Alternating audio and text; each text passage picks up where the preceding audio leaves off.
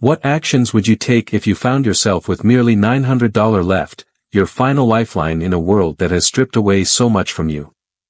Would you invest everything in a neglected property that no one else desired? That's precisely the action taken by a mother in distress.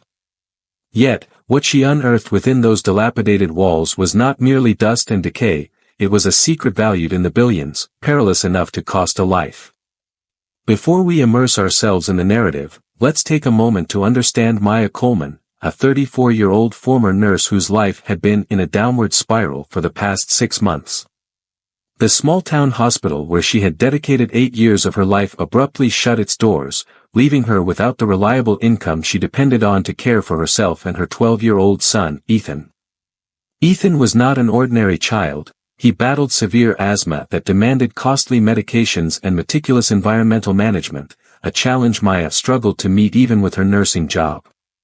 At this point, she found herself juggling 2 minimum-wage jobs, morning shifts at a neighborhood coffee shop and evening hours at a convenience store. She was hardly seeing her son, hardly sleeping, and hardly managing to keep their heads above water. Then arrived the ultimate strike. The landlord had made the decision to sell the building, leaving Maya with only 30 days to secure a new home. In a rental market with skyrocketing prices, there was absolutely nothing within her budget, nothing at all.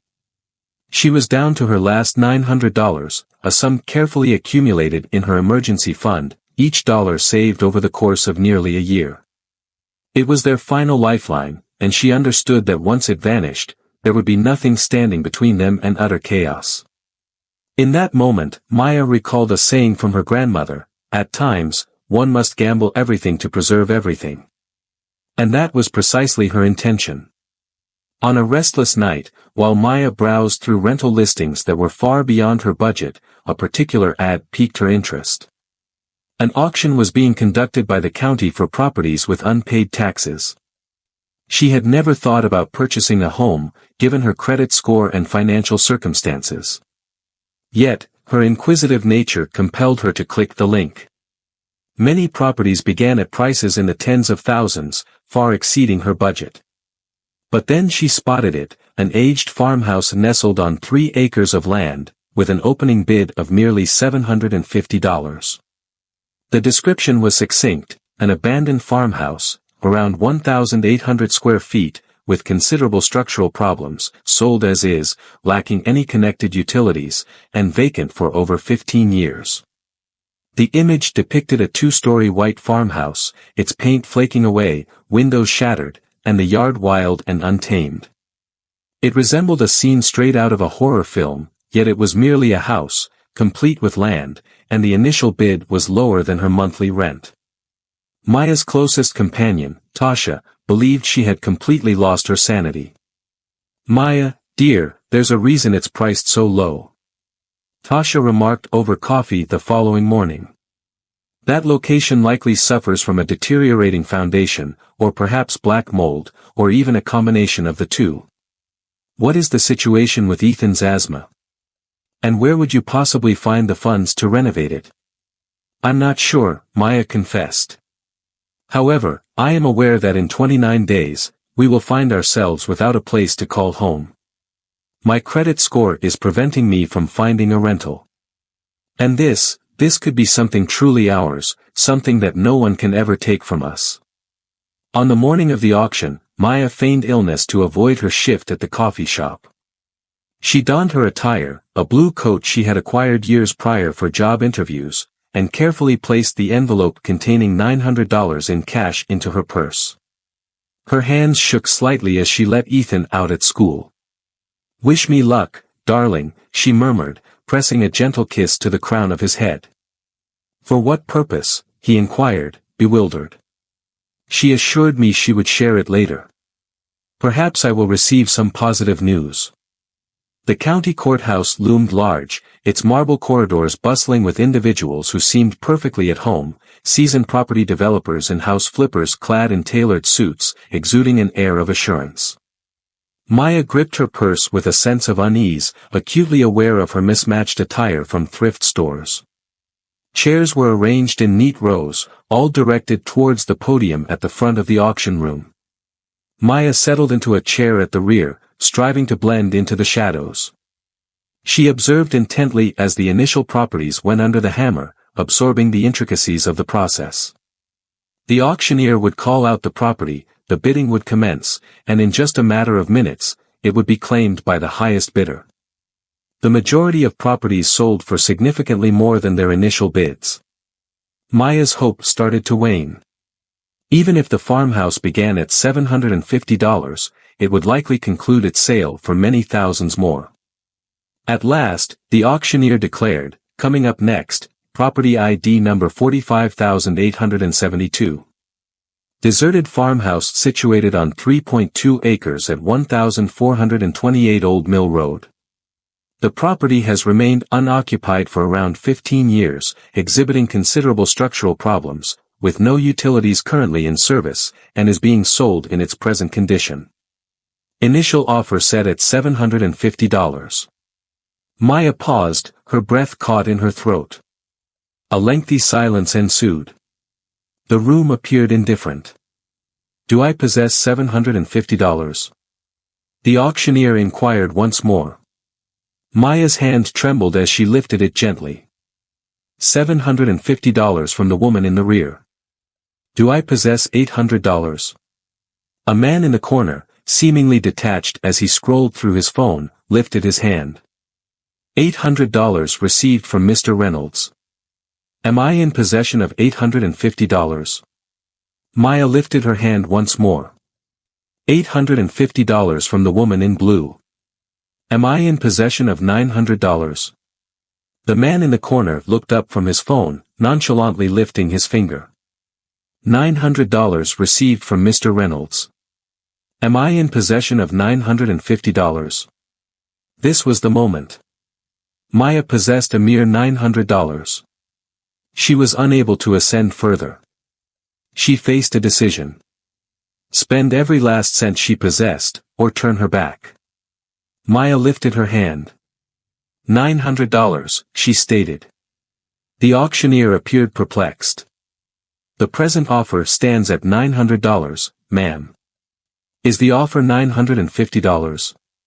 No, she exclaimed with greater intensity this time. I'm proposing $900, just like he is. She gestured towards the man in the corner. The auctioneer glanced back and forth between them. Unfortunately, that's not the way it operates. The current bid stands at $900. I require at least $950. The figure in the corner returned to his phone, exuding a palpable disinterest. Please, Maya said, her voice trembling. I possess merely $900.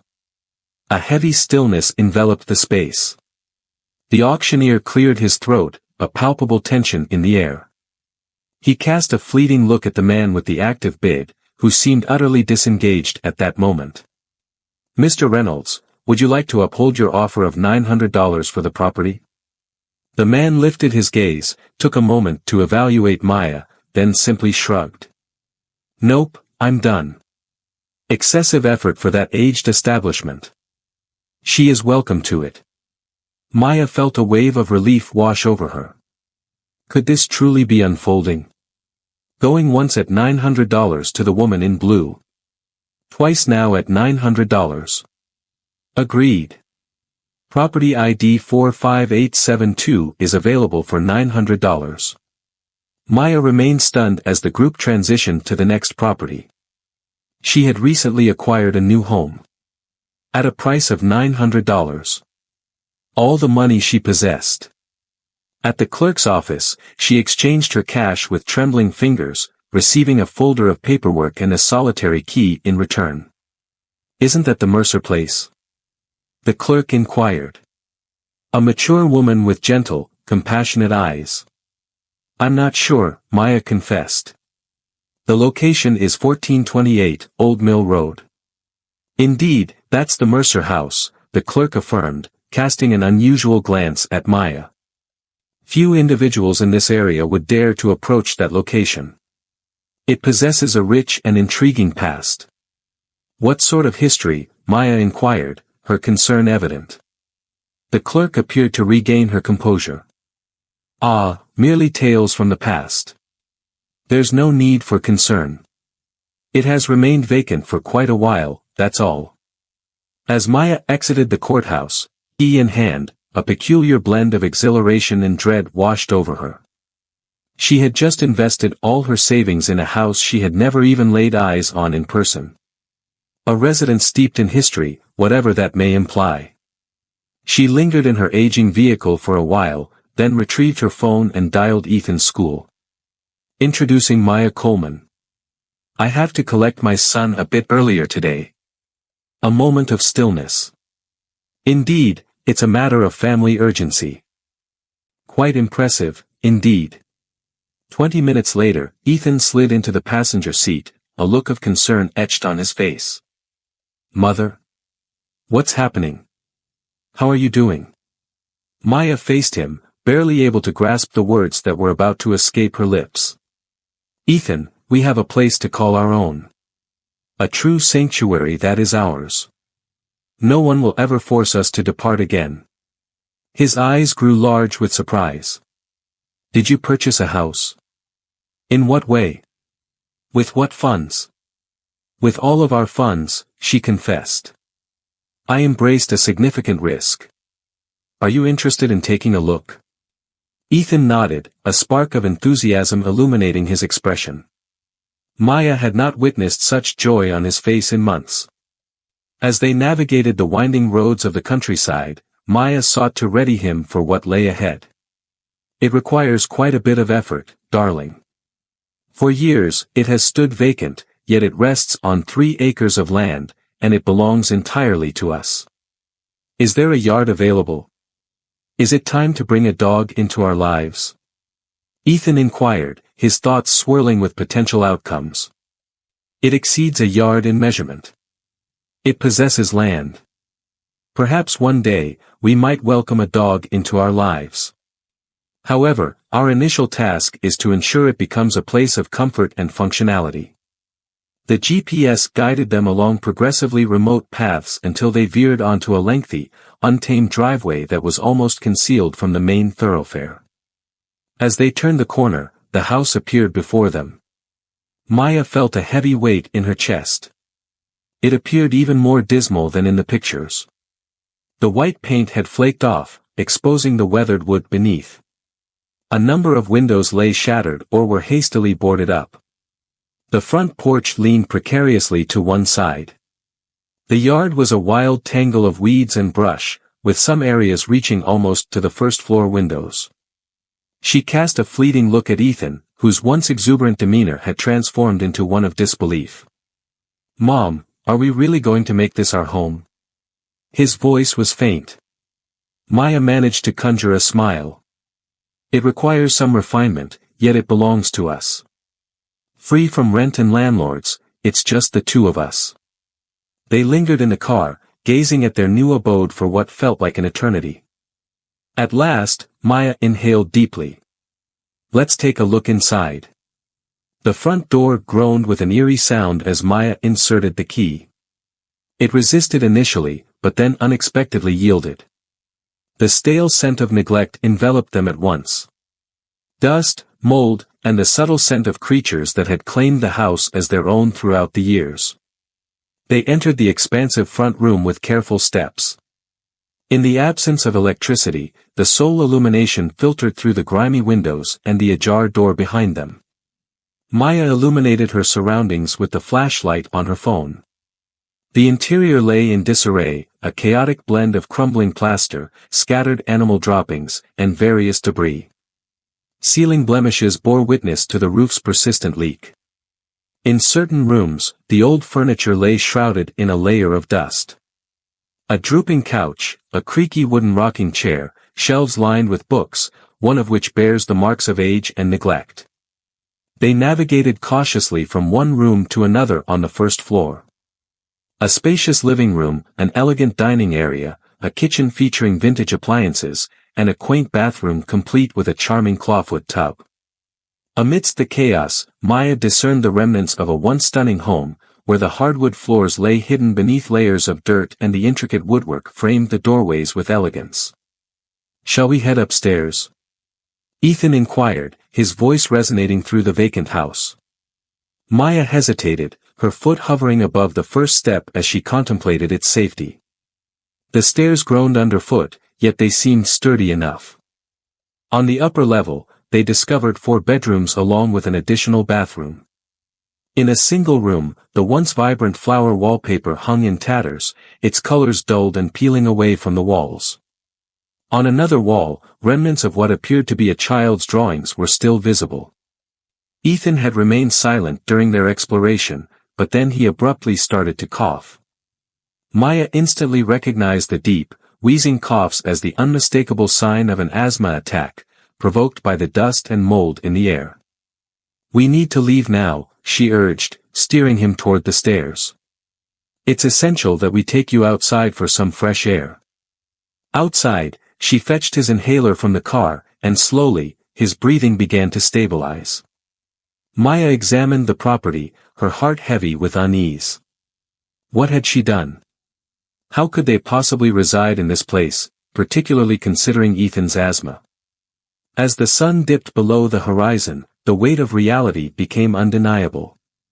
They found themselves unable to remain in the house tonight, it was neither safe nor healthy. Yet, they had no alternative destination and lacked the funds for a hotel. Maya made the choice to sleep in the car tonight. Tomorrow, we shall unravel the mysteries that lie ahead. They adjusted the seats to their maximum position and utilized the emergency blanket that Maya had stored in the trunk. As Ethan succumbed to slumber, Maya gazed through the window at the shadowy outline of their home. Silent tears traced a path down her cheeks. Had she committed an unforgivable error? Had she gambled at all, only to find herself without a place to call home regardless? As dawn broke, the gentle rumble of a vehicle approaching the driveway stirred them from their slumber. A weathered pickup truck came to a stop nearby, and from it stepped an elderly woman with silver hair, cradling a basket in her arms. Maya stepped out of the car with care. "Good morning," the lady announced. "Last night, I could have sworn I spotted some lights up here. I am Iris Barnes. I reside just down the road." She extended the basket, offering you some breakfast, thinking you could use it. Maya took the basket, filled with freshly baked muffins, a thermos of coffee, and added, "We, just purchased this place." Iris lifted her brows in surprise. "Did you really? It seems you're the first to venture into that place since Josephine Mercer vanished." "Vanished?" Maya echoed. Iris gave a slight nod. "In 1989, Josephine simply disappeared one day. Some claim she simply vanished, but that wasn't her nature. Abandoned it all, garments, vehicle, belongings. The authorities conducted an investigation, yet no evidence was ever uncovered." She softened her tone. "That's why people in this area claim the place is haunted. It has remained unoccupied ever since." Ethan, now standing beside Maya, inquired, "Do you believe it's truly cursed?" Iris offered him a warm smile.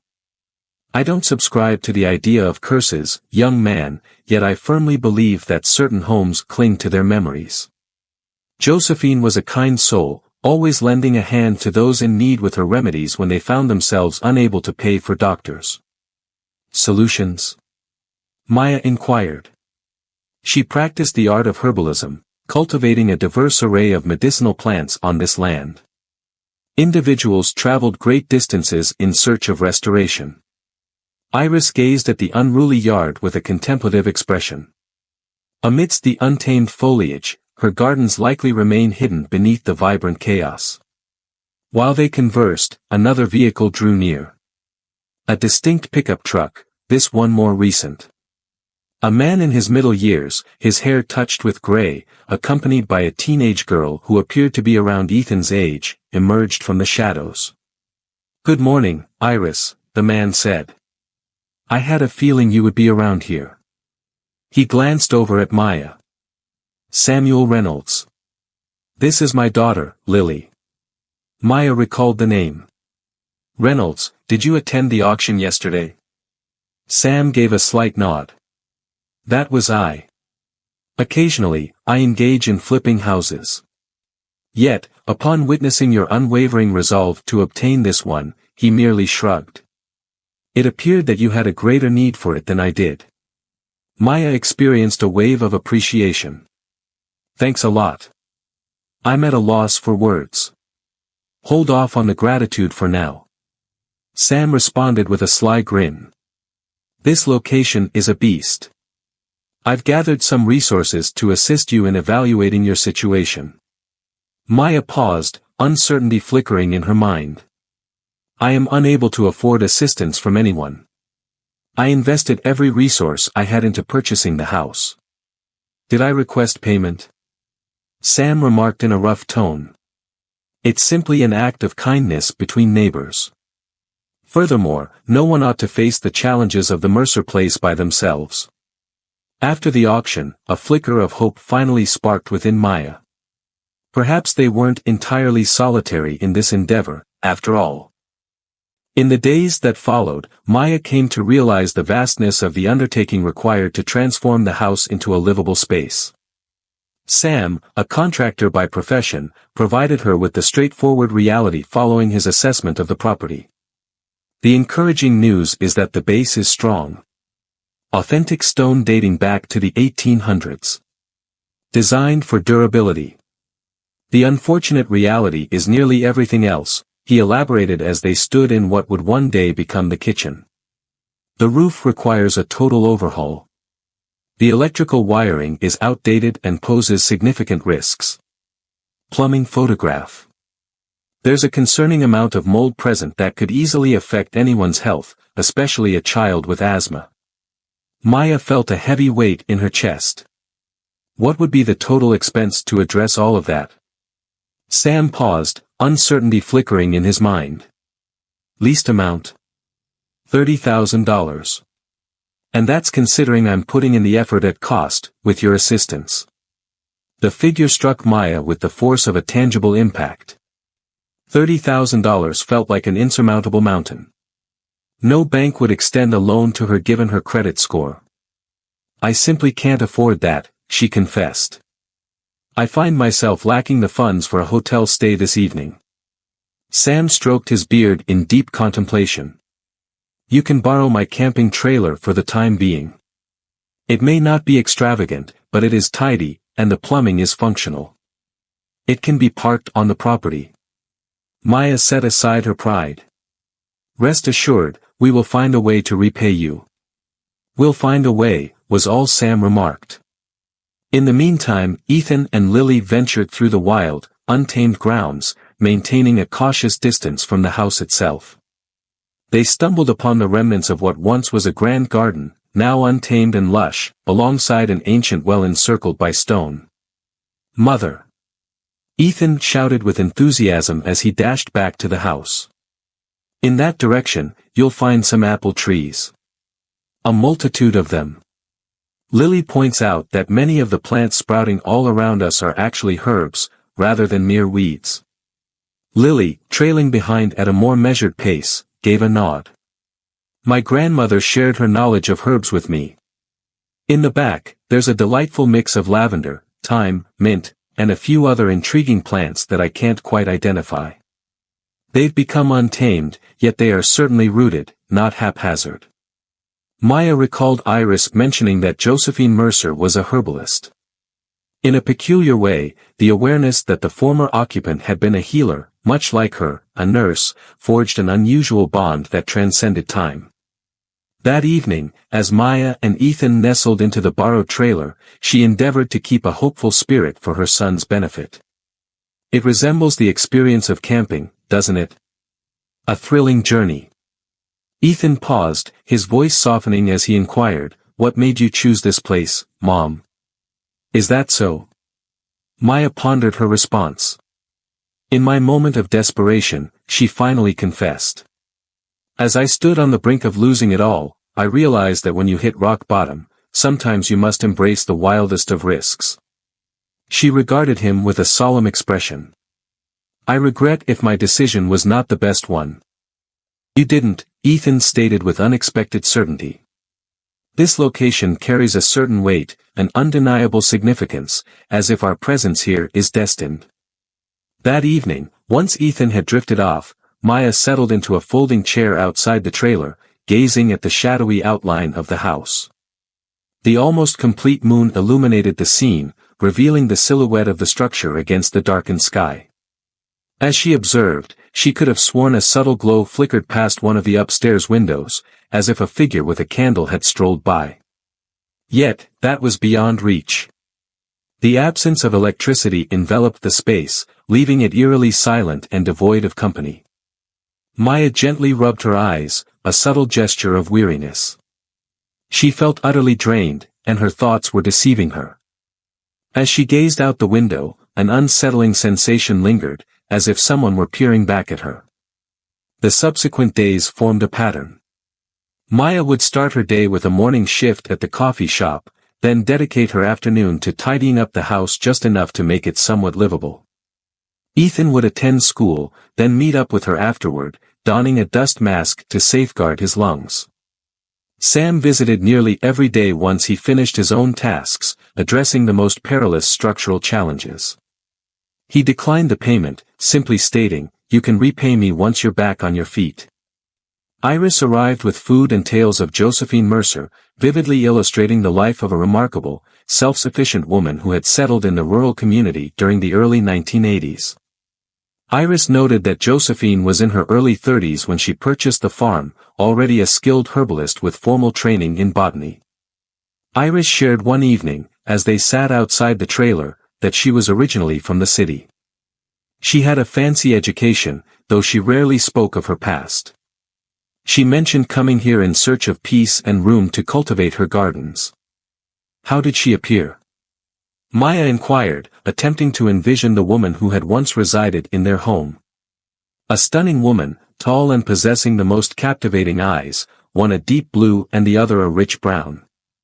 Her mother hailed from Jamaica, while her father was of Caucasian descent. Her laugh was infectious, drawing you in and making you want to join in the merriment, even if the reason for the laughter eluded you. So, she simply vanished. There was no alert. Iris' expression turned grave. None, but reflecting on it, she appeared quite anxious in those final weeks. More guarded, constantly glancing back. I inquired if anything was amiss, but she merely replied that she was focused on a significant project and required her concentration. Were there any theories proposed by the police? In my opinion, their effort was lacking. A young black woman residing independently in a rural setting? They presumed she had simply departed, despite all her possessions remaining in place. With each passing day, Maya found her thoughts consumed by Josephine. Who was she, really? What had transpired with her? What was it that drew Maya so powerfully to a woman she had never encountered? One evening, while tidying up what would soon become Ethan's bedroom, Maya observed that one of the floorboards shifted slightly under her weight. Intrigued, she crouched to inspect it closely. The board was unsteady, and as she carefully lifted it with a screwdriver, a hidden space revealed itself beneath. With her heart racing, she directed the beam of her flashlight into the dark recess. A metallic box lay before me, roughly the dimensions of a sturdy hardcover book. With great care, she lifted it out. The aged tin box bore a tarnished exterior, yet it remained sturdy and intact. It was merely a straightforward latch, devoid of any lock. Maya paused, sensing that she was encroaching upon a realm meant for someone else. Yet this was her domain now, and any mysteries it concealed were hers to claim as well. She lifted the lid of the box. Within the shelter of the house, shielded from the ravages of nature that had marred so much, lay 3 items. A beautifully crafted journal, a modest collection of photographs, and an intricately designed brass key. Maya carefully extracted the journal first. The cover bore the gentle marks of time and handling. The edges of the pages had taken on a subtle yellow hue. As she turned to the first page, her eyes fell upon the inscription, "Property of Josephine Eleanor Mercer, 1982.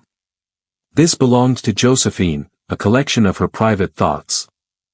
Maya's hands quivered gently as she meticulously flipped through the pages. The script was tidy and exact, capturing Josephine's reflections and experiences as she built her new life on the farm.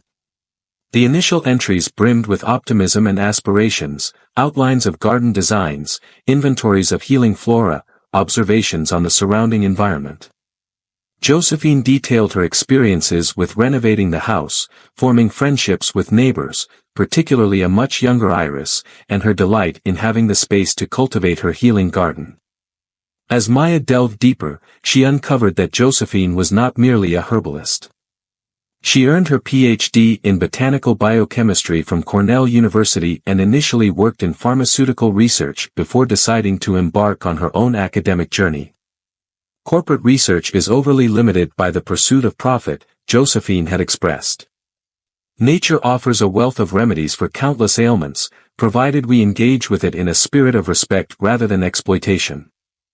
In this space, I can merge age-old wisdom with contemporary scientific insights, unencumbered by corporate interests and intellectual property constraints. Maya examined the photographs next. They depicted a captivating woman with a blend of features, just as Iris had described, tall and graceful, with striking heterochromatic eyes. Numerous images captured Josephine amidst her gardens, enveloped by flora in diverse phases of development.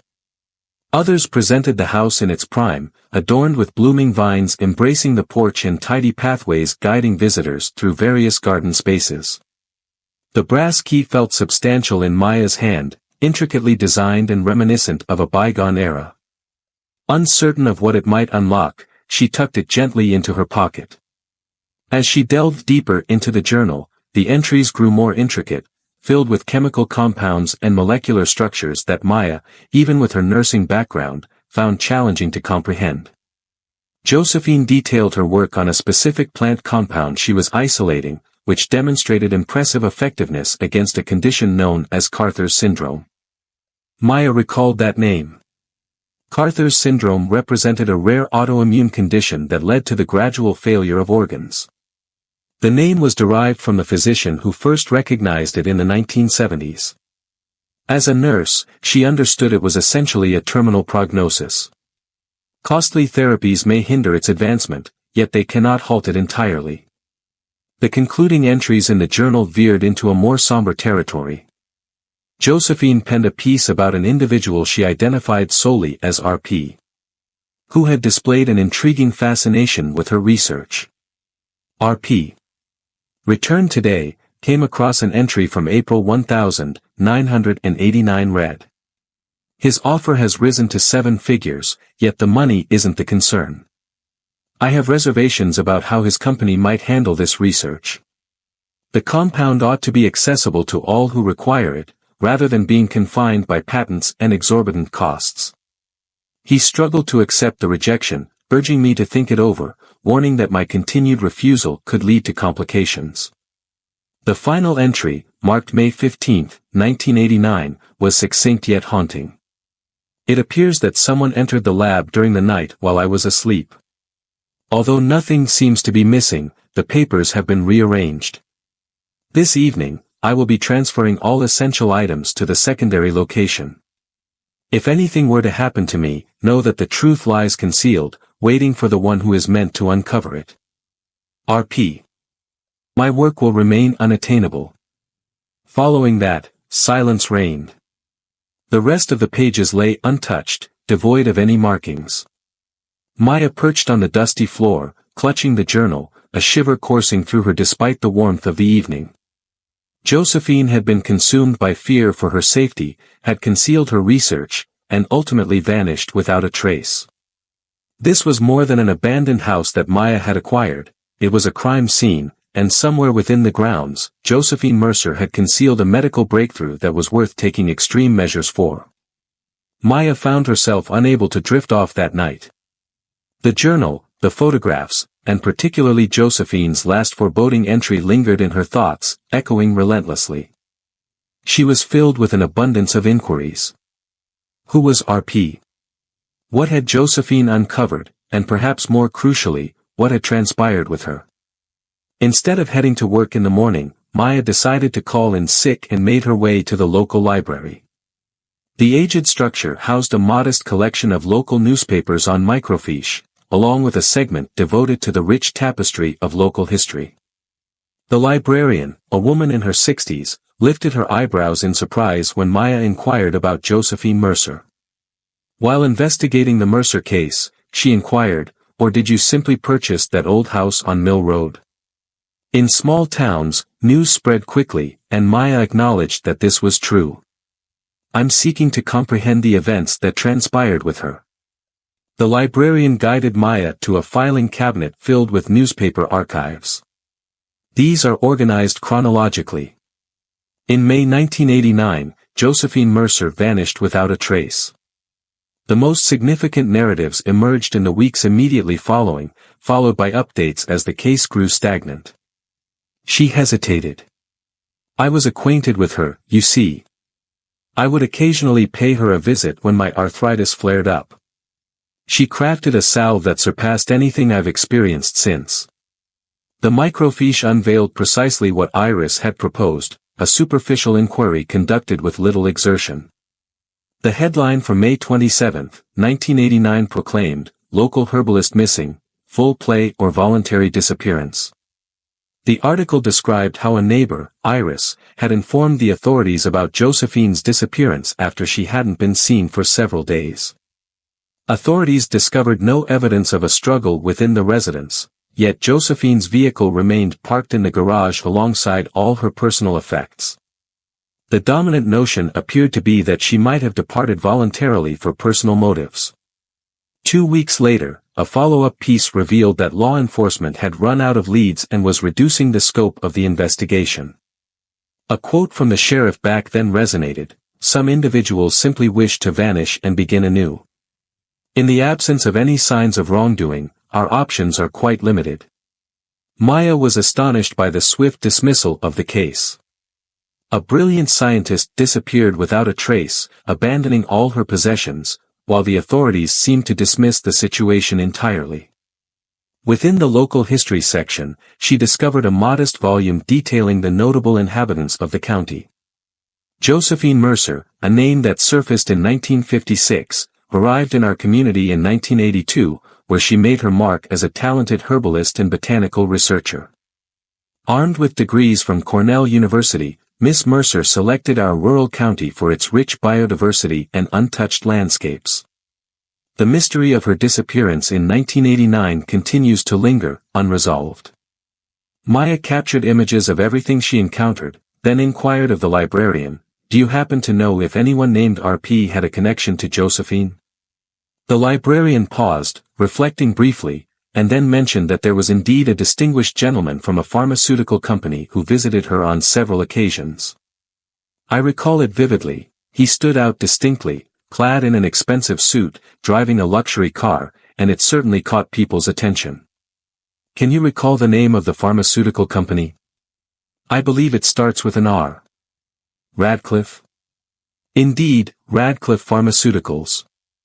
They were significant back then, and they remain so today." Maya felt her heart racing. RP might refer to the organization itself or an individual who was employed there.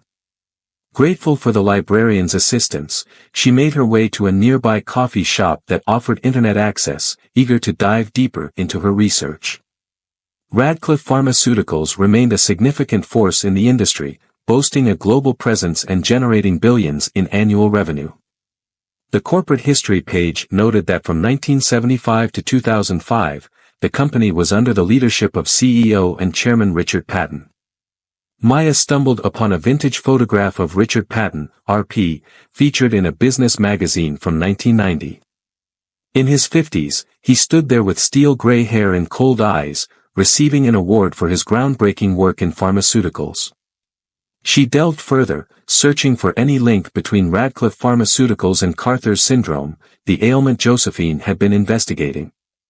After nearly an hour of searching, she stumbled upon a small article from 1988.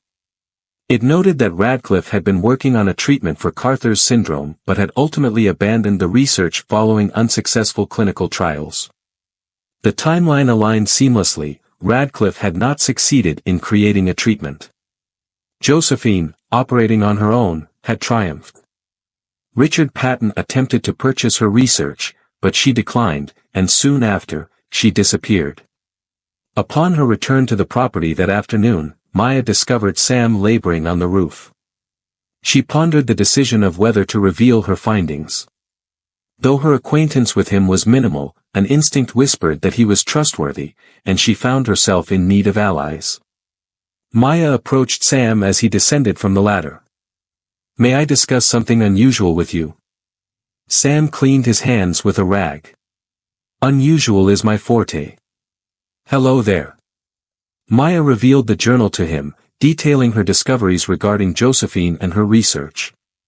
Sam absorbed every word, his demeanor shifting to one of deep contemplation. He finally spoke up after Maya had finished, revealing that he knew Josephine. "Things aren't great, but I did some work on this house for her roughly a year before she went missing. She was a kind soul, offering support to my wife during her illness." "Your spouse?" Maya had never heard him bring up a wife before. "She has departed from this world. Cancer." Josephine's remedies may not have provided a cure, yet they offered solace from the pain when all else failed. Sam gazed at the untamed gardens. There was always an unsettling feeling about Josephine's sudden disappearance. Her affection for this place was too deep for her to simply walk away. Maya mentioned that she believed Richard Patton from Radcliffe Pharmaceuticals was involved in it. "Yet, I find myself unable to provide any evidence, and I remain completely in the dark regarding the fate of her research." Sam pondered this. "What's the story behind that key you discovered? Do you have any thoughts on what it might open?" Maya retrieved the brass key from her pocket. "I haven't discovered anything in the house yet. While it may not pertain to the main residence, Josephine possessed several outbuildings on the estate, including a greenhouse and a shed. I also had her construct a modest laboratory behind the house. Many of them have fallen apart over time, yet there could still be remnants remaining." As the night deepened and Ethan drifted into slumber, Maya and Sam ventured out into the property, their flashlights cutting through the darkness. The greenhouse lay in ruins, its foundation exposed, with shards of glass strewn about like forgotten memories. The shed stood in a state of disrepair, its structure weakened and its contents ravaged by the relentless forces of nature and wildlife. "Text, this way to the lab," Sam said, guiding her through the tangled grass. The structure was robust, featuring a concrete foundation complemented by adequate insulation. They navigated through a tangle of brambles and emerged before a small bunker, its surface partially enveloped by creeping vines and soft moss. The door stood as a testament to time, its metal surface marred by rust yet remaining steadfast, featuring an antiquated keyhole that hinted at stories untold. Maya's hand quivered ever so slightly as she slid the brass key into the lock. It rotated effortlessly, as though the lock had been freshly serviced. The door slowly swung open, unveiling a compact room, roughly 12 feet on each side, surprisingly well preserved. "It seems someone has been looking after this place," Sam whispered, casting his flashlight across the room. In contrast to the house, the lab exhibited no evidence of animal intrusion or significant weather-related damage. The air was thick with dust, yet everything remained whole, featuring rows of equipment, jars filled with dried botanical specimens, and a central workbench that stood ready for use.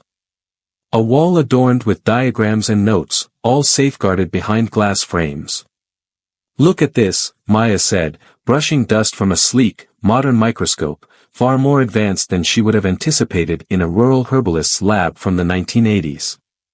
Hidden beneath the workbench, they discovered a small safe, its keyhole perfectly aligning with the brass key they possessed. Within lay a collection of notebooks brimming with intricate formulas, molecular diagrams, and experimental findings, all meticulously penned in Josephine's exacting script. The last notebook held what seemed to be a significant discovery, a comprehensive formula for a compound sourced from a unique plant hybrid that Josephine had created, accompanied by recorded results indicating 94% effectiveness in addressing Carter's syndrome. I don't quite grasp everything, Maya confessed, but from what I gather, she has crafted something groundbreaking, something that has the potential to save countless lives, and something that is worth taking drastic measures for, Sam remarked somberly. At the bottom of the safe, they discovered a sealed envelope, addressed only to whoever might come across it. Maya opened it with trembling fingers. Within lay a letter penned in the identical script as the journal. If you find yourself reading this, it's probable that I am no longer here. I am Josephine Mercer, and I am deeply concerned for my safety. Richard Patton from Radcliffe Pharmaceuticals has persistently intimidated me regarding my decision not to sell my research. He struggles to acknowledge that I brought to life what his company could not achieve. The equations in these notebooks have the potential to preserve innumerable lives. It is a treasure for all, not a commodity for corporate gain. I have concealed copies of my research in various places, accompanied by proof of Patton's threats. If anything were to happen to me, the truth must be revealed. Have faith in your intuition regarding those who can assist you. The dwelling selects its protectors with great discernment. Josephine Mercer, born on May 16, 1989. Maya and Sam exchanged glances, the gravity of the revelation hanging in the air around them. We must exercise caution, Sam finally remarked. If what Josephine penned is accurate, we are facing formidable individuals who have already evaded justice for one offense, yet Maya noted that it has been more than 30 years. Richard Patton is likely quite advanced in age by now, assuming he is still among us. Individuals of that caliber safeguard their interests and reputations, and Radcliffe remains a significant entity with billions on the line. As they meticulously collected the notebooks to return to the trailer, Maya experienced an unsettling feeling, as though an unseen observer was fixated on them. She pivoted sharply, casting her flashlight's beam across the lab, yet found nothing in its glow. Still, the sensation lingered as they navigated their way through the untamed grounds. Not an intimidating figure, but rather an observant one, exuding a sense of guardianship. That night, Maya found herself in a dream where a woman with mismatched eyes stood in a vibrant garden, smiling and inviting her to come closer. As she stirred from her slumber, the air within the trailer was infused with the elusive aroma of lavender, despite its absence in reality. The following morning, Maya reached out to the one individual she believed could grasp the scientific importance of their discovery. Dr. Elaine Chen, a distinguished medical researcher and her previous supervisor at the hospital. Maya, it's wonderful to hear from you, Dr. Chen said as she picked up the phone. How have you been? It's intricate. I would appreciate your guidance on a matter, but it must remain private. Could we arrange a meeting? They planned to rendezvous at a cafe in the neighboring town, a place where Maya could remain incognito. Maya secured copies of the crucial pages from Josephine's research, meticulously placing the originals in the safe of Sam's truck. Dr. Chen absorbed Maya's narrative with increasing wonder, scrutinizing the research pages with a discerning gaze. This is truly extraordinary, she finally remarked. If these findings hold true, this individual created a comprehensive treatment plan for Carter's syndrome long before contemporary studies, utilizing natural substances that present minimal adverse effects.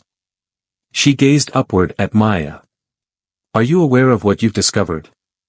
Maya expressed her thoughts, yet she felt the need for confirmation from you. A groundbreaking medical discovery that holds the potential to be worth billions has been made. Carter's syndrome impacts approximately 50,000 individuals globally, yet an effective treatment remains elusive. Individuals generally endure a survival period of merely 3 to 5 years following their diagnosis. A breakthrough would be significant, yet it's not my achievement, Maya noted. It is the creation of Josephine. It's a complex legal situation, given that she's been missing for decades and is likely deceased, but ethically, you have a valid point. Dr. Chen examined Maya with deep contemplation. What are your plans for this discovery? I'm still uncertain, but I'm committed to honoring Josephine's wishes, ensuring that it serves the people rather than merely generating profits. Dr. Chen acknowledged with a nod. I possess connections in the fields of medical research ethics and patent law. I'll reach out to a few people. During this period, exercise utmost caution. If your hypothesis regarding Richard Patton holds true, this information poses a significant risk. I've shared this only with you and Sam Reynolds, a local contractor who's been assisting me with the house. Maintain the current state for the time being. What about Maya? Think about creating digital versions of all your documents and ensuring they are safely stored online. Data cannot vanish if it is stored in various locations. Upon Maya's return to the property, an unfamiliar black SUV caught her eye, parked conspicuously in the driveway. A slender figure clad in a tailored suit engaged in conversation with Sam by the trailer. The absence of Ethan and Lily sent a wave of unease through Maya. As she drew near, Sam's expression remained meticulously composed, yet his eyes conveyed a sense of wariness. "Ah, Miss Coleman," the gentleman remarked with a polished tone. "I was merely making an introduction to your acquaintance, Thomas Wright, from the county assessor's office." He presented her with a business card that clearly marked him as such. "How may I assist you today, Mr. Wright?" Maya inquired, maintaining a steady tone. "Merely a standard procedure. It appears there were some discrepancies regarding your property acquisition. The county is currently examining various transactions from that auction, including yours." "Inconsistencies?" Maya echoed. "What types of anomalies are we discussing?" "Specifications and intricacies. The property might not have been adequately prepared for auction listing. Notifications to interested parties may not have been appropriately issued. Only matters of procedure." His smile lacked warmth, failing to illuminate his eyes. "I wanted to inform you that the county might have to temporarily pause your ownership while they conduct a review." Maya sensed her heart racing, yet she kept her poise intact. "How peculiar. The clerk made no mention of any issues when I finished the paperwork. These issues were brought to attention afterward. I'm confident that everything will be resolved, but the process may extend over several months, during which you technically shouldn't be residing in the property." Sam advanced with purpose.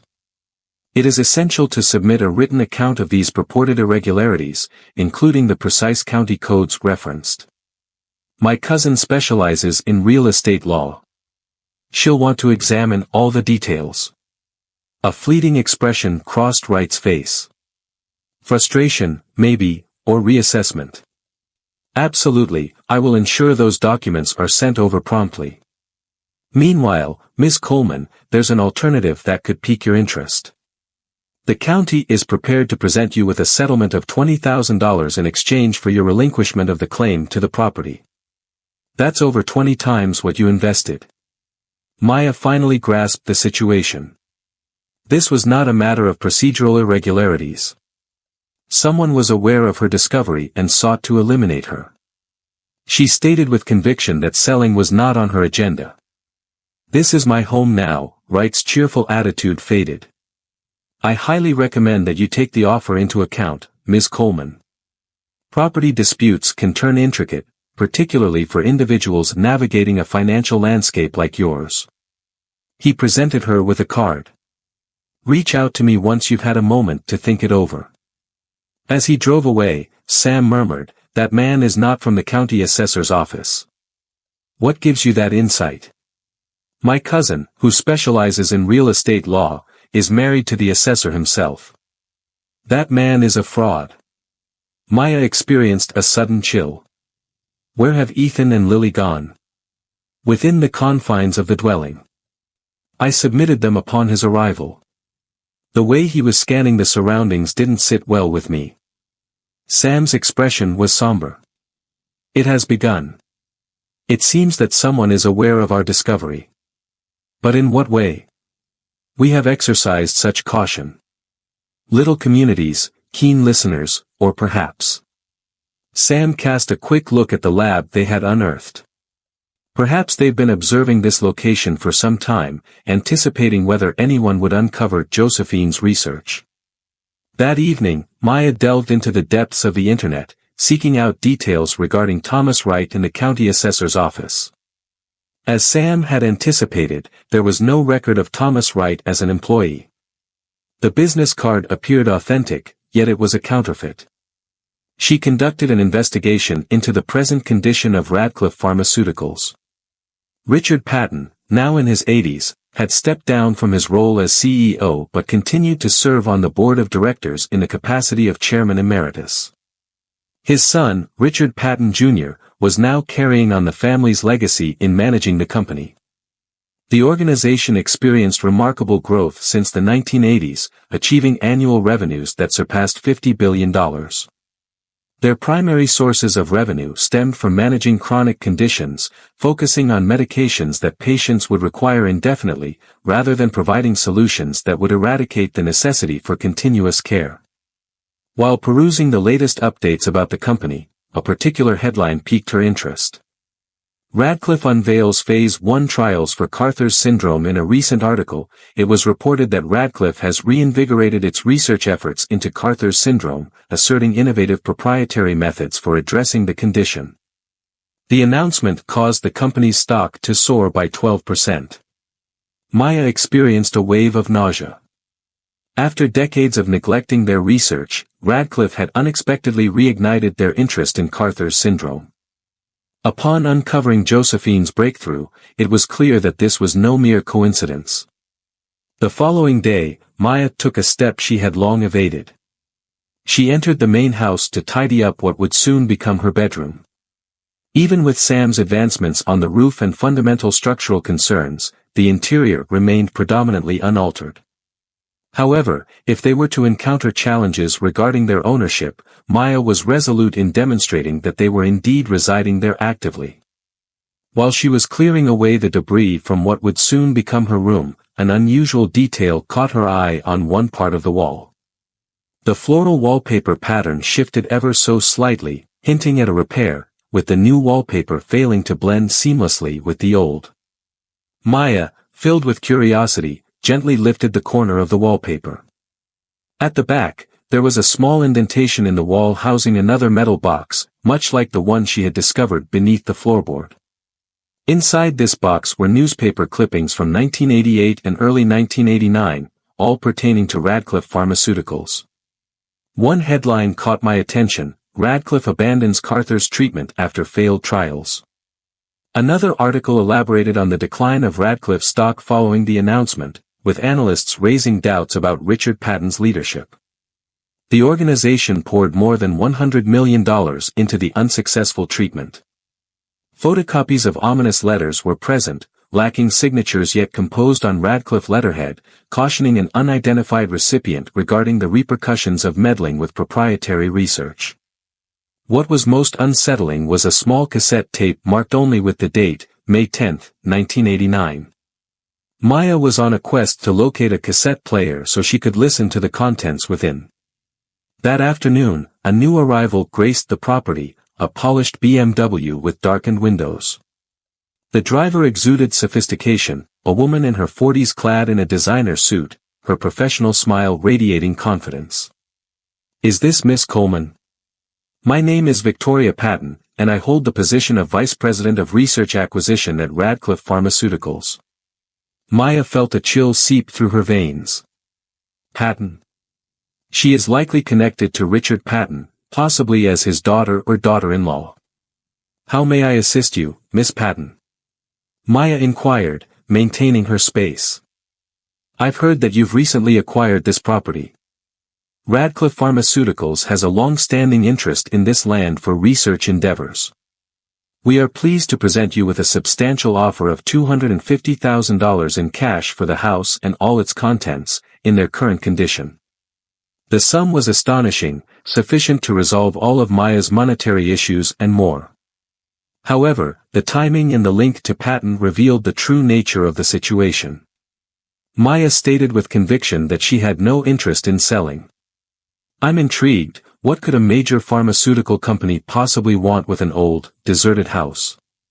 Victoria's smile stayed unwavering.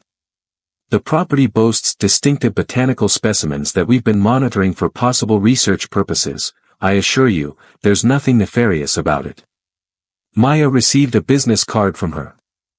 Consider this, $250,000 has the potential to transform your existence. The proposal will be valid for the next 48 hours. As the BMW pulled away, Sam, who had been toiling in the vicinity and caught wind of the entire exchange, made his way over to Maya. Do you understand the implications of this? They are aware of Josephine's research. They are eager to reclaim it. Yet, after all this time, what could possibly keep their interest alive? Her formula is effective, Sam stated plainly. A functional treatment holds immense value for them, particularly one they can assert they created on their own. That evening, Maya employed a vintage cassette player lent by Iris to play the tape she discovered in the concealed box. The recording had a slight muffled quality, yet it remained sufficiently clear. I've made it clear, Richard, my creations are not up for grabs. The voice carried a feminine quality, laced with a subtle accent. Josephine Mercer. Maya felt a chill run down her spine. Every individual has their own value, Dr. Mercer. A voice, male, exuding a chill and precision. Claim yours. It transcends mere financial concerns. Your organization aims to secure a patent for this compound and impose a hefty price on patients for it. I desire it to be accessible to all who require it. Don't be gullible. Creating something requires financial investment. Conducting clinical trials involves significant financial investment. Your unsuccessful attempts are draining our resources, Josephine shot back. My success came from a unique approach to the problem. I've meticulously recorded every detail. The research is present, regardless of Radcliffe's involvement. You couldn't be more mistaken. The man's voice took on a steely edge. Without Radcliffe's resources, your modest finding will remain unhelpful to anyone. We control the regulatory pathway. We control the distribution channels. Without us, you're merely a woman toying with greenery in the forest. I have already forwarded the documentation to my colleagues. If anything were to occur to me, you would remain unaffected as long as you comply. However, challenges may arise if you persist in this obstruction. Quite challenging, without a doubt. Are you implying a threat, Mr. Patton? This is your final chance to approach this with reason. $2 million allocated for your research endeavors. Last proposal. I'm not inclined to pursue that. Then you'll wish you hadn't. All individuals possess vulnerabilities, Dr. Mercer. Each individual possesses something of value that they stand to lose. The session has concluded. Maya remained frozen, the cassette player clutched tightly in her hands. She had recently overheard Richard Patton making threats against Josephine Mercer, just days prior to her vanishing. It had evolved beyond mere circumstantial evidence. It was intention, conveyed through Patton's own words. The following morning, Maya reached out to Dr. Chen to provide an update on the situation. They're moving quickly, Doctor, Chen said with a note of concern. If they're willing to pay that much, it's clear they're eager to secure Josephine's research before you grasp its true worth. What is that, precisely? From my initial examination of the formulas you presented, it appears we are discussing billions. A patent for an effective treatment for Carter's syndrome could hold a value of at least $5, less $10 billion, throughout its lifespan. Perhaps significantly more. Maya was overwhelmed by the figure. What steps should I take? I had a conversation with a colleague who focuses on pharmaceutical patents. She is open to a meeting with you, and I believe we ought to think about escalating this to the FBI. If your recording shows that Richard Patton threatened Josephine prior to her disappearance, it could serve as crucial evidence in a possible murder investigation. Just as Maya was about to reply, Ethan's urgent voice pierced through from outside. Mom, there's an issue with the water. Maya hurried outside to discover Ethan at the trailer's tiny sink, where murky, unpleasant water was flowing. Earlier, it was fine, Ethan remarked. Then it abruptly transformed. Sam scrutinized the trailer's water connection, which extended to a well situated on the property. It was clear to him that the well had been tampered with, and the realization weighed heavily on his mind. This was not a spontaneous occurrence. The well cap was found to be missing, and it didn't take long for them to uncover signs that something had been introduced into their water supply. A vacant vessel of industrial substances rested, somewhat obscured, among the surrounding foliage. Maya insisted that we must report this to the police. We will, Sam conceded, but don't anticipate too much assistance. He was correct. The local sheriff regarded their report with clear doubt. It was likely just some children engaging in mischief, he proposed. There is no indication that a particular individual is responsible for this, but we will investigate further.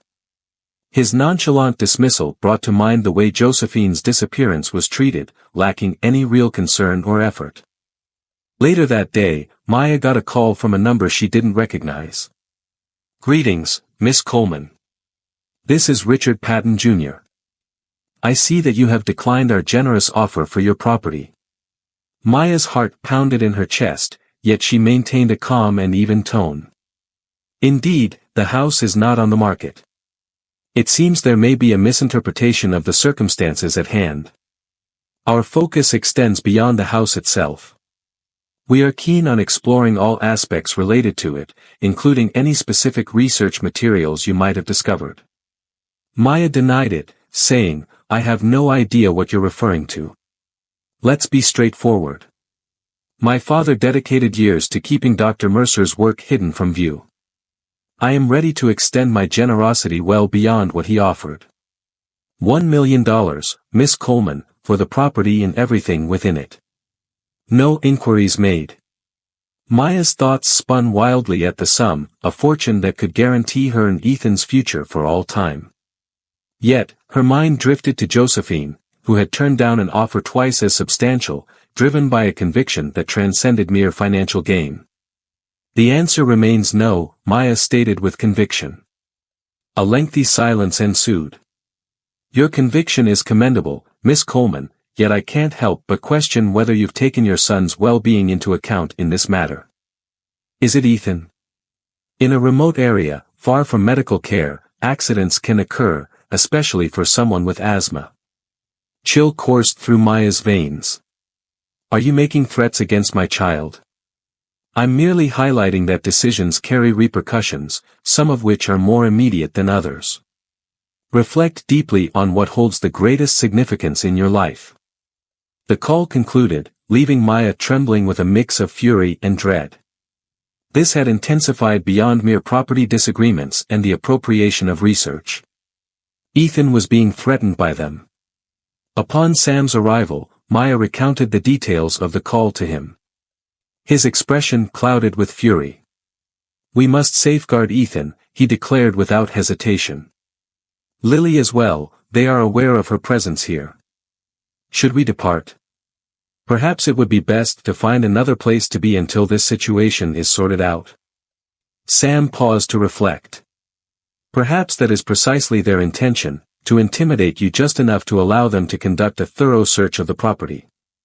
No, I believe we should remain and confront the challenge, but with strategy. My home is equipped with a reliable security system. It would be great for you and Ethan to stay with us for the time being." As the sun dipped below the horizon, casting a warm glow, Maya and Ethan readied themselves for their visit to Sam's house. It was then that Ethan stumbled upon a troubling revelation. His inhaler was malfunctioning. When he attempted to use it, nothing occurred, despite it being nearly full. "This has been altered by someone." Maya contemplated, scrutinizing the inhaler. The contents had been drained and substituted with water. Now completely terrified, Maya rushed Ethan to the car. Just as she twisted the key in the ignition, Sam abruptly called out, "Hold on, don't start the car." He fell to the ground, peering beneath the vehicle, then surfaced with a somber look. "The brake line has been severed." The thought of driving down that hill brought forth a chilling sense of dread. This had transcended corporate intimidation. It was a case of attempted murder. The sheriff was contacted once more, and this time he appeared to take the report with greater gravity, yet there remained a hesitance to fully recognize the link to Radcliffe Pharmaceuticals. Are you really implying that a multi-billion-dollar corporation is out to get you because of an old house? He inquired with a hint of doubt. That's a grave allegation lacking substantial proof. What can you tell me about the ominous phone call? The interference with my son's inhaler? The severed brake lines? Maya insisted. These might be separate occurrences. Or perhaps an individual harboring resentment towards you directly.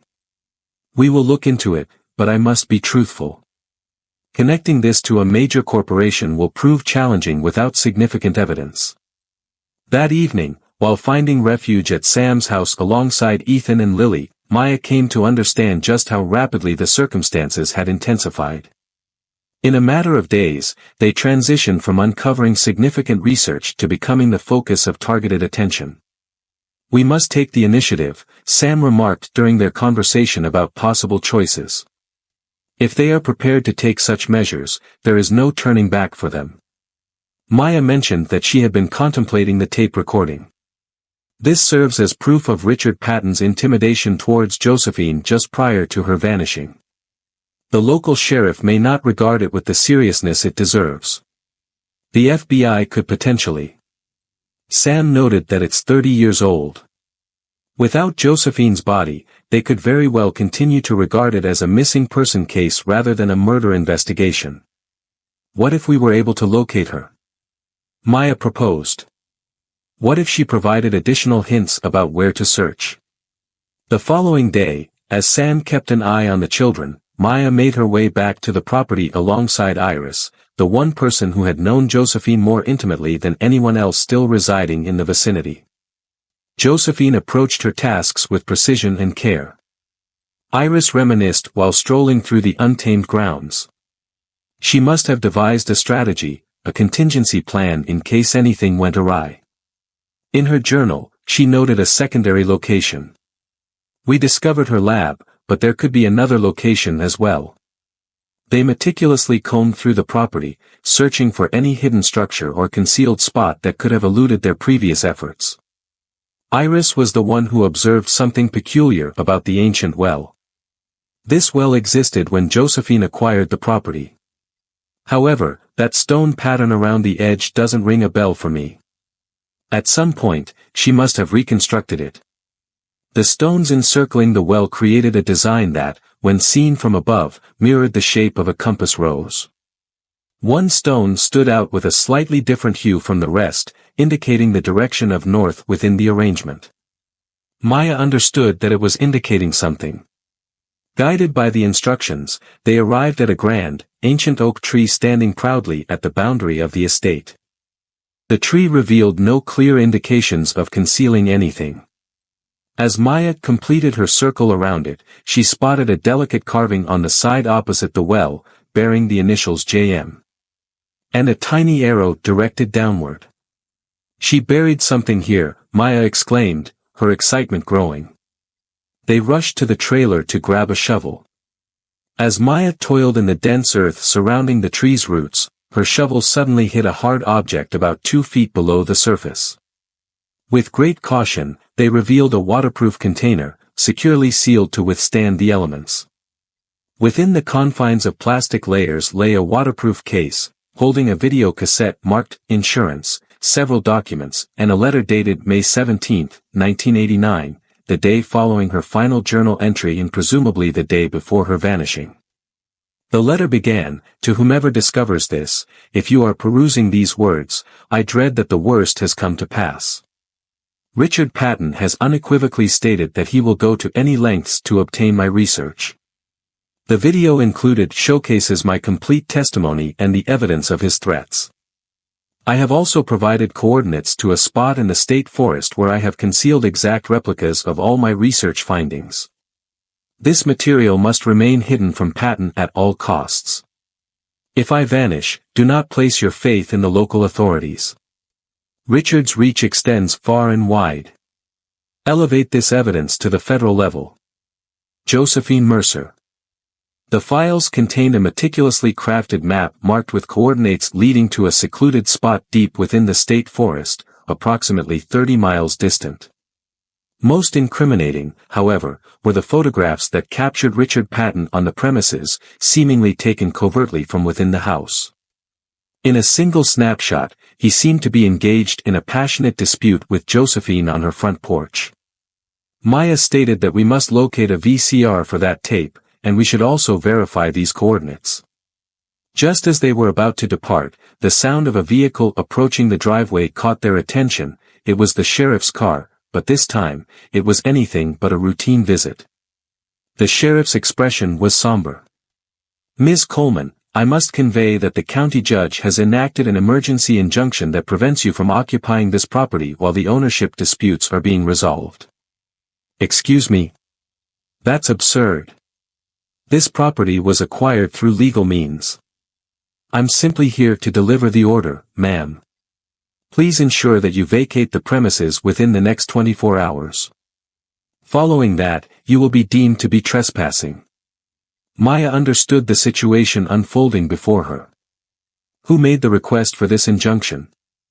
The sheriff averted her gaze. "The details you seek are not part of my guidelines. It was indeed Radcliffe Pharmaceuticals, correct? Or perhaps an associate of theirs? I'm simply fulfilling my responsibilities, Ms. Coleman." Once the sheriff departed, Iris appeared visibly distressed. "The judge who was set to issue that order, Judge Harmon. He has been under Richard Patton's influence for many years. Patton financed his inaugural campaign in the 1980s. Maya meticulously packed their findings into Sam's truck before departing the property. Time and options were dwindling, yet they had finally secured something tangible, evidence linking Richard Patton directly to Josephine, along with coordinates that could lead to the crucial final piece of the puzzle. As dusk fell, a tempest approached, unleashing brilliant flashes of lightning and torrential downpours. While taking refuge in Sam's house, Ethan's restlessness surged unexpectedly. "Mom, I keep encountering a woman. By the window, she attempts to reveal something to me." "Which woman are you referring to, dear?" Maya inquired, her brow furrowed with worry. "The lady captured in the images. The individual who resided in our home prior. Last night, I caught a glimpse of her again, yet I couldn't shake the feeling that it was merely a figment of my imagination." Maya and Sam shared a fleeting look. Is it possible that Ethan is encountering the spirit of Josephine? Or was his mind running wild under the weight of all the pressure? "What is she attempting to convey to you?" Maya inquired softly. "There's a certain charm to the apple trees. She continually gestures towards the orchard." In the face of the tempest, Maya and Sam resolved to explore further. Equipped with raincoats and flashlights, they ventured into the deserted orchard. The wind howled fiercely, while flashes of lightning cast eerie shadows on the twisted, ancient apple trees. Suddenly, Ethan exclaimed, gesturing toward the grandest tree at the heart of the orchard. "That is the direction she indicated." The tree stood as a testament to time, its trunk robust and contorted. At its core, partially revealed in the disrupted earth, lay another vessel, akin to the one they had discovered near the oak tree.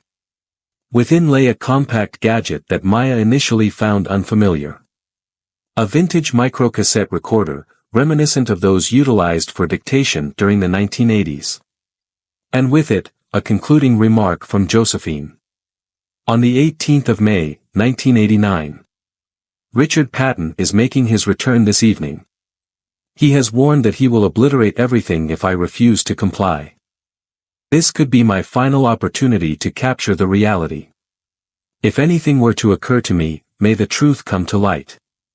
The microcassette included a recording of Josephine's voice, where she elaborated on her research, the increasing threats from Patton, and her concerns for her safety. Most troubling of all, it featured a recorded conversation in which Patton clearly threatened her life. Maya whispered, "We have him. At long last, he is ours." The following morning, Maya placed 2 important phone calls. The initial communication was with Dr. Chen, who had located a patent attorney ready to assist in safeguarding Josephine's research. The second visit was to the FBI field office in the closest city, where she detailed her evidence concerning a potential murder and corporate conspiracy that had lingered for 3 decades. To Maya's astonishment, the FBI agent on the line appeared instantly intrigued, especially when she brought up Radcliffe Pharmaceuticals and Richard Patton. The agent revealed that they have maintained an open file on Patton for years. Claims of corporate espionage, bribery of officials, and potential links to at least 2 additional cases involving missing research scientists. However, we have yet to gather sufficient evidence to proceed. If what you possess is authentic, they organized for Maya to meet with agents the next day. In the meantime, Sam's cousin Andrea, who specializes in real estate law, showed up to review the injunction concerning Maya's claim to the property. After reviewing the documents, Andrea reached the conclusion that this situation is questionable at best. The judge is referencing procedural errors that are not present in the county code. This is merely a tactic to postpone, lacking any genuine authority. Is it possible for us to resist it? Maya inquired. Certainly, though it may require some time, weeks, perhaps even months. For now, you are not permitted to remain on the property. Just as their conversation was about to deepen, Maya's phone buzzed with an unfamiliar number, prompting her to answer it with a hint of caution. Ms. Coleman, this is Catherine Weiland reaching out from the National Investigative Journal. It seems you've uncovered some intriguing information regarding Radcliffe Pharmaceuticals and a scientist by the name of Josephine Mercer who has gone missing. Maya was taken aback. What led you to discover this? We received a communication from Dr. Elaine Chen. She believed your narrative required widespread recognition for your protection. I would like to discuss your findings with you. The participation of a national journalist shifted the dynamics significantly. If the store were to fail publicly, Radcliffe would face significant challenges in maintaining his covert operations. Catherine Weiland made her entrance later that day. A keen observer in her 50s, boasting years of expertise in the realm of investigative journalism. She absorbed Maya's entire narrative, scrutinized the evidence they had collected, and meticulously recorded her observations. This is utterly explosive, she concluded. A powerful pharmaceutical giant hiding a revolutionary medical advancement, a genius researcher vanishing under mysterious conditions, and now ominous threats looming over a determined single mother who has unearthed the reality. She regarded Maya with a solemn expression. Have you considered the implications of sharing this story? Radcliffe will approach you with their full force. Maya pointed out that they already are. At least in this manner, the truth will be revealed, regardless of what fate awaits me.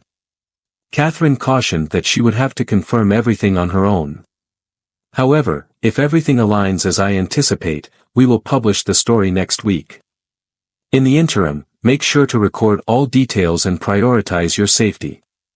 The following day, Maya convened with the FBI agents, presenting them with copies of all the evidence they had uncovered. The agents showed a keen interest in the voice recordings of Richard Patton, as well as the coordinates for the location within the state forest. The lead agent assured that a team would be dispatched to investigate those coordinates without delay. Should there be any link to Josephine Mercer, we will uncover it. 2 days later, Catherine reached out with some news. The story is set to be published tomorrow. A rural mother reveals a long-hidden pharmaceutical conspiracy spanning decades. I have confirmed Josephine's qualifications, the authenticity of her research, and Richard Patton's whereabouts at the time of her disappearance. Radcliffe's public relations team is currently in a state of urgency, working diligently to manage the situation proactively. In just a few hours after the story emerged online, it was swiftly embraced by prominent news organizations nationwide. Maya's phone erupted with a relentless barrage of calls, reporters clamoring for her insights, former colleagues reaching out with words of encouragement, and a handful of ominous threats from unknown numbers.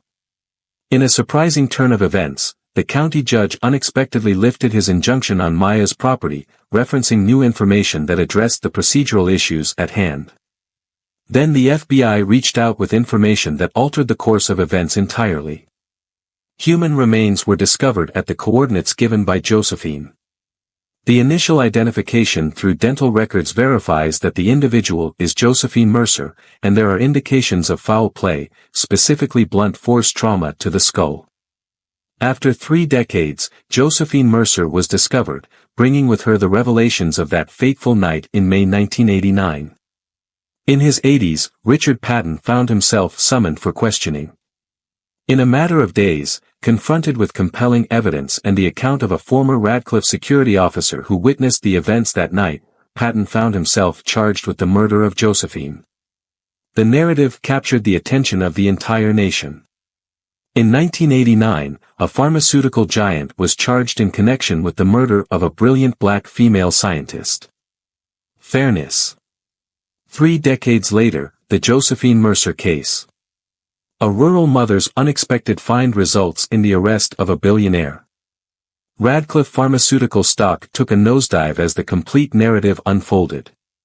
A number of executives found themselves entangled in a cover-up that spanned decades, while the company braced for federal inquiries into additional possible offenses. In the meantime, leveraging Dr. Chen's connections, Maya submitted patent applications for Josephine's formula, designating Josephine as the main inventor and herself as the executor of the groundbreaking discovery.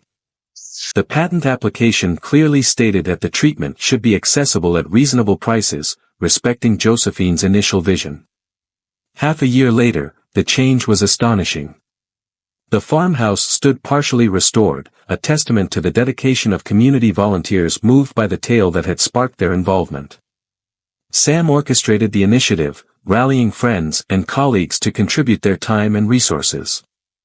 Maya founded the Josephine Mercer Foundation, focusing on the exploration of natural medicines and delivering health care to marginalized communities. The foundation received funding through licensing agreements with ethical pharmaceutical manufacturers, who committed to producing Josephine Carter's syndrome treatment at affordable prices. The untamed land was transformed to unveil Josephine's vast medicinal gardens, now acknowledged by botanical specialists for housing rare plant varieties she had nurtured long before her era. Ethan, whose asthma had inexplicably gotten better after his time on the property, guided tours for those eager to discover the world of medicinal plants. Richard Patton faced conviction for second-degree murder and conspiracy, receiving a sentence that would confine him to prison for the rest of his life. At long last, the justice system had delivered its verdict, albeit decades overdue, for Josephine Mercer.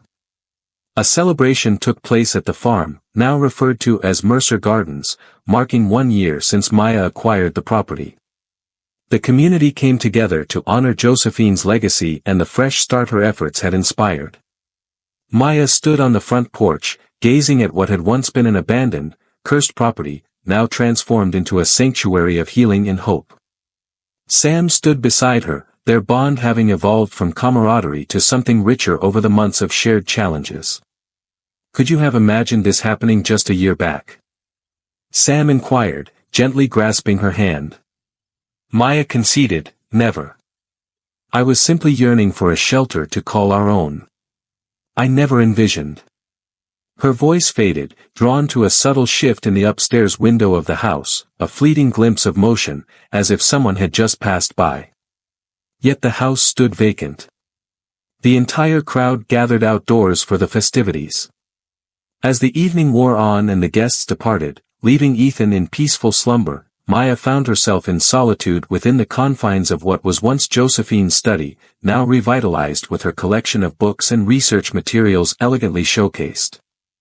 "Thank you," she murmured to the stillness of the room, "for selecting me to uncover your creations, for believing in my ability to complete what you began." A soft breeze whispered through the open window, bringing with it the fragrant notes of lavender and herbs from the garden. For a fleeting instant, Maya sensed a presence beside her, not menacing, but serene, observant, and filled with pride. The breeze calmed, leaving Maya in solitude once more, yet she understood that in this house, true loneliness was a distant notion. Josephine's essence, her enduring influence, would forever remain, steering the forthcoming chapter of the narrative that had commenced with a bold risk on a forsaken dwelling, a dwelling that had transformed into something far beyond mere bricks and mortar. A new opportunity had emerged for Maya and Ethan, for Josephine's revolutionary contributions, and for the many patients who would now gain from a breakthrough that had almost been overshadowed by corporate avarice and brutality. Maya smiled as she switched off the light, prepared to embrace whatever challenges the next day might hold. If this story resonated with you, kindly give it a thumbs up and subscribe to our channel for more remarkable true tales of bravery, fairness, and change. Be sure to tap the notification bell to stay updated on every new upload.